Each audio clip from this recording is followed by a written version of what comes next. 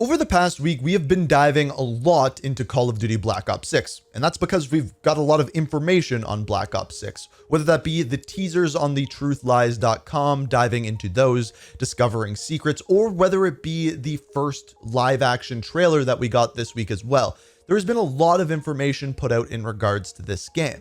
However, it also lended to a lot of questions. A couple that I've got asked a lot is, first of all, is Perseus going to be involved in the game? And I'm not going to dive into that one in this video. However, if you would like to see that video, be sure to hit that like button. It'll show me that you want to see that video in the future, and I can definitely do that. But the one that we're going to be diving into today is Raul Menendez going to be in Call of Duty Black Ops 6? And I think what a lot of you don't realize is that is a way more important question than you probably realize.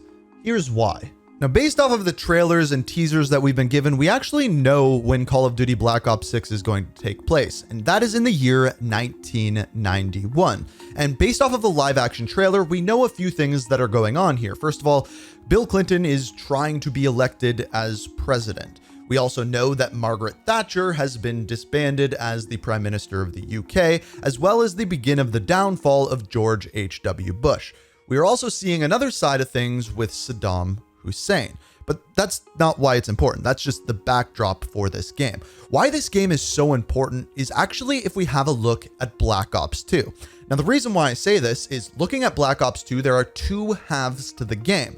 One that takes place in the years 1986 to 1989, and the other half that takes place in the year 2025, meaning Black Ops 6 takes place between those time periods, which means the story of Call of Duty Black Ops 6 has to fill in a bunch of those gaps. Let me give you a couple of examples before we dive into Raul Menendez. Just starting off with the Panama City invasion, which happens in 1989, we see two major things happen to two major characters. First of all, Alex Mason gets shot, and I will say this again because I mentioned it in a previous video. We don't know the canon ending to this game. We don't know whether or not this actually killed Alex Mason or just really injured him, because there's two different endings to Black Ops 2. One, Alex Mason is alive, and one, he is dead. Again, we don't know the canon ending, so this kind of has to answer that question, or at least should speculate towards it. The other one is that Frank Woods is set to be in the game. However, we know that Raul Menendez shot Frank Woods in the knee, which means at the very least, that has to be addressed in one way or another. Whether Frank Woods is in a wheelchair, whether he has a speech talking about Raul Menendez, there is going to be mention of him at the very least in the game. But the question is, from here, how can Raul Menendez actually fit in? And he actually may play a much bigger role than you think. So real quickly before I dive into Menendez, the one bad guy that we know about in Call of Duty Black Ops 6 is Saddam Hussein. I want you to keep that in mind when we dive into Raul Menendez's story. So this is the first part of his story. So on September 5th, 1963, Raul Menendez was born in Nicaragua. His family grew up there, and in 1972, there was a giant earthquake in Nicaragua.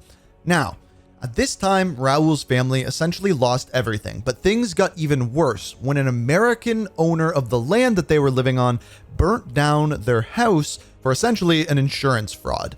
Now, when he did this, Raul's sister Josefina was inside. She was hurt and brutally wounded, and this is when the Menendez family started to hate Americans and America. Now, after this time, Raul's father, Jose Luis Menendez, started selling drugs as a way to make easy money. Slowly, he came to power and created the Menendez drug cartel.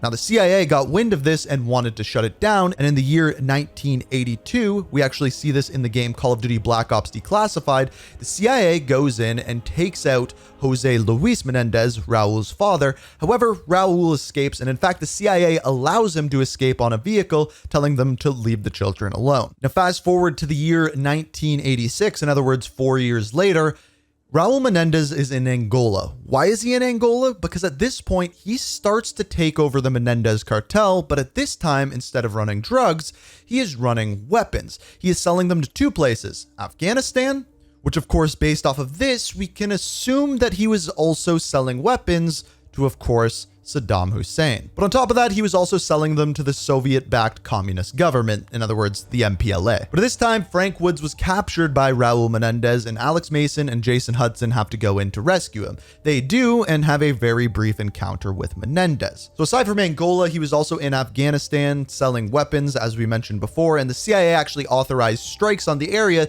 to try to take out Raul Menendez, but it didn't work. Later on, the CIA, in conjunction with the Panama Defense Forces, conduct a raid on Menendez's compound in Nicaragua. At this time, Alex Mason, Frank Woods go in, and when they do, Frank Woods goes into a rage after being captured. He's pissed off at Menendez for keeping him in a shipping container. Honestly, I don't blame him. And he throws a grenade into the building, and when he does, it ends up killing Raul Menendez's sister, Josefina. Obviously, this makes Menendez mad, and he swears revenge on Alex Mason and Frank Woods. And he doesn't get it until 3 years later in 1989, during the US invasion of Panama. He ends up running a kind of trap with his right-hand man, Manuel Noriega, in which Frank Woods goes in thinking he is shooting at Raul Menendez, when in fact, he is not. He is shooting at his best friend, Alex Mason. And after this is where we see Raul Menendez kill Jason Hudson, brutally wound Frank Woods by shooting him in the knees, and either killing or at least really wounding Alex Mason, and swearing David Mason into a lifetime of sadness and misery. But this is where we kind of have an enormous gap in Raul Menendez's story, because this is in the year 1989. After this event, from everything that we know, Raul Menendez goes into hiding from the year 1989 until 2014. And what happens in 2014? He found something called Cordis Die, which is essentially a social networking group drawing in billions and billions of people to corrupt capitalists. So we will come back to that one in a second, but first I wanted to look at the obvious one. We know that Raul Menendez is a weapons runner, specifically supplying Afghanistan and Soviet Russia. So I think it's a pretty easy connection for us to say, okay, he may be the weapons supplier for Saddam Hussein, and we may see that worked into the story within the campaign. But the other thing, and thing that is way more interesting to me, is him running Cordis Die. Now we know that Black Ops 6 takes place in the year 1991. Cordis Die was ran through social media. Social media didn't exist in the year 1991. Now, what is more interesting than this to me is a lot of the things that we have seen via The Truth Lies revolve around a group called Cerberus. It's the three-headed dog thing that we see over and over and over again, which has very similar morals to what we see in Cordis Die. On top of that, a lot of what we have seen with Cerberus has taken place in New York, putting up posters. We also had Mount Rushmore. I know that's not there, but on top of that, a lot of like the things that we have seen, the media, the marketing, all in New York. There's actually a hidden piece of media for Raul Menendez. It's a book called The Rightful King, which talks about his time after his father's passing and helping Josefina grow up. And a lot of this book actually takes place in New York. So it is very possible that the person trying to put distrust in the American people via the news, posters, things along those lines with Cerberus very well could be Raul Menendez. Just he had to have a different way to do it before social media was invented. So that's a lot of reasons how he could fit into the game, but one problem with this is on December 24th, 2023, the voice actor for Raul Menendez, Camar dos Los Reyes, actually passed away, meaning his voice actor is no longer with us, which is incredibly unfortunate because I think they were kind of setting up for a game with him next year. Which brings me to my next point.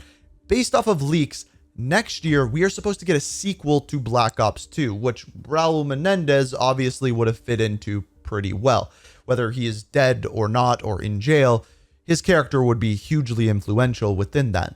However, we don't know at this point. What we do know is there is a lot of ways for him to fit into the game, being the weapons smuggler, being the leader of Cerberus potentially. And personally, the way I see it all fitting in is one of two ways. Number one, he's in the kind of background in the campaign, supplying Saddam Hussein with weapons and a kind of background fighter in that war. Or number two, and more likely what I think they do, I think they bring him in the post-credit scene. So we kind of deal with Saddam Hussein in the campaign, and then once the campaign is over, Raul Menendez gets introduced, and that is the story that we will be fighting in Warzone multiplayer and the story after the campaign. I mean, at least that would be pretty cool if that's what they did. But again, we don't know for sure. This is speculation. I am just giving you all of the evidence so you can let me know what you think down in the comments. So, will Raul Menendez return in Black Ops 6?